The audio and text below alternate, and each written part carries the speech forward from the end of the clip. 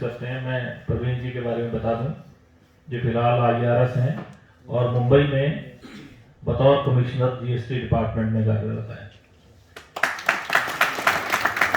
इनकी जो पोस्ट है या जो पद है, इनको कोई आवश्यकता नहीं है मुंबई से फ्लाइट लेके यहाँ चंडीगढ़ आके आप लोगों को ये बात बताने, परंतु ये जिम्मेदारी समझते हैं, आप सब भी जिम्मेदारी समझते हैं। मैं इनको बहुत बहुत धन्यवाद देना चाहता हूँ, बहुत बहुत साधुवाद देना चाहता हूँ और एक बार तालियों के साथ इनका अभिनंदन करता हूँ।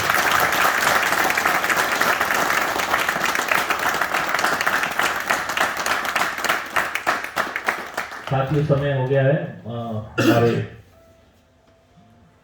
शर्मा जी भी परेशान हो रहे हैं, बार बार खाने का समय हो गया, कीर्तन लगा हुआ है, परंतु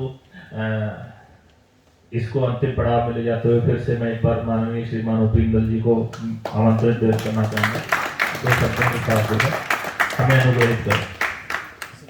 धन्यवाद प्रमोद जी, मेरे हाथ में अस्थि बंद होने लग जाता है।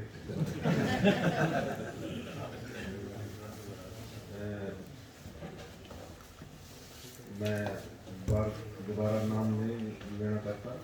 सभी पंचायती मेरे मोदी साथी और सभी उपस्थित सज्जन मित्र कांग्रेस जो भी कहिए, आपको एक बेटी भी आके बैठ गई है, पहले थी, दो होगी, तो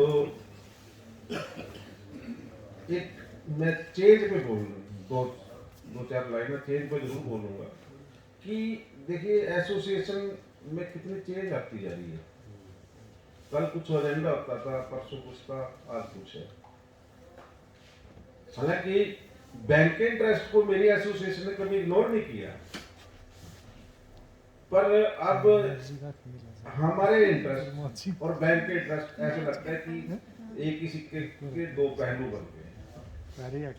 हमने अपने समाज को भी उसमें सम्मिलित करने की एक अथक प्रयत्न कहिए या नई कोशिशें कहिए, इसको शुरू कर दी है और हमारे पास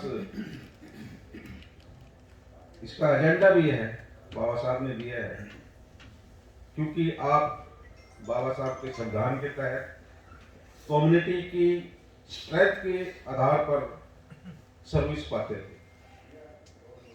अब तो शायद आपके बंद हो जाएगा सर्विस सेक्टर जिस तरह से चल रहा है। ये भी हमारी एक यूं कहिए चेंज है, या फिर ये कहिए कि हमारी इसमें लैकिंग रही है कहीं ना कहीं कि हम सरकार को या अपनी बात को सरकार के पास नहीं पहुंचा सके या सरकार को मनवा नहीं सके कि सर्विस सेक्टर भी एक बहुत जरूरी है।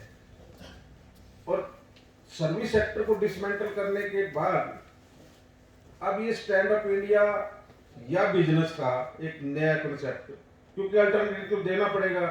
एक भगवान को अगर आप छोड़ते हो, आप मान ले सिख हो, गुरुद्वारे नहीं जाओगे, हिंदू बनोगे तो मंदिर जाओगे, ये एक कॉन्सेप्ट है, अल्टरनेटिव कॉन्सेप्ट दिया आपको।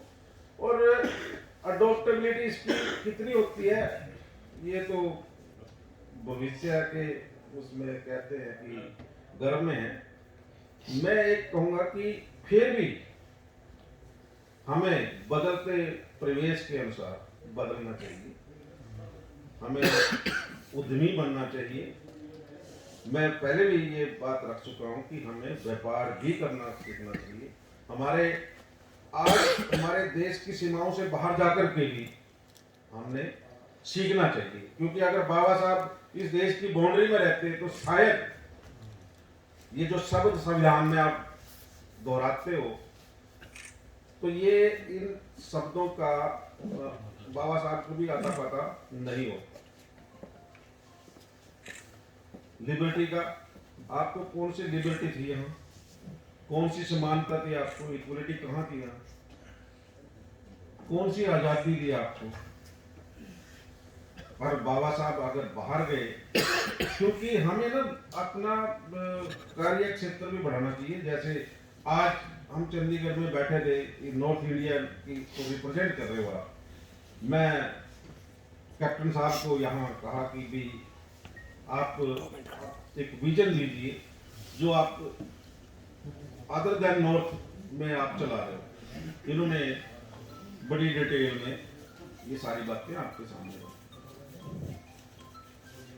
पर जो इन्होंने बैंक का कॉन्सेप्ट रखा है कि हम अंतिम दम तक वहाँ नौकरी करते रहेंगे, मैं उससे सहमत नहीं हूँ। क्योंकि हम यंग जनरेशन को जैसे बढ़ाएंगे, हम तो बल्कि ये कह रहे थे कि यहाँ भी 55 साल कर दो। मैंने तो प्राइम मिनिस्टर को लिखा था भाई यंग जनरेशन को आगे बढ़ाएंगे तो आगे मतलब कि प्रोडक्टिविटी बढ़ेगी, हमें पेंशन मिलेगी, हम और काम कर लेंगे दूसरा, जैसे कि ये जो आपको बताया, तो एक चेंज आता रहेगा सोसाइटी में। साथियों, क्योंकि मैं ज़्यादा इसलिए नहीं बोला कि आप बोलना चाहता था कि हमारे कैप्टन साहब को ज़्यादा टाइम देना था और फिर आप लोग भी जाने वाले थे। मैं यही खत्म करना चाहूँगा कि आपने जो चेंज की अडॉप्टेबिलिटी की है, ये एक अच्छा चिन्ह है एसोसिएशन के लिए, हमारे समाज के लिए। इन्हीं शब्दों के साथ मैं आप सभी का धन्यवाद करता हूँ कि आप हमें यहाँ याद करके मान सम्मान देते रहते हैं। और मैं आपके साथ जब तक हूँ तो आपके साथ एसोसिएशन के साथ खड़ा रहूँगा। धन्यवाद। जय भीम, जय भारत।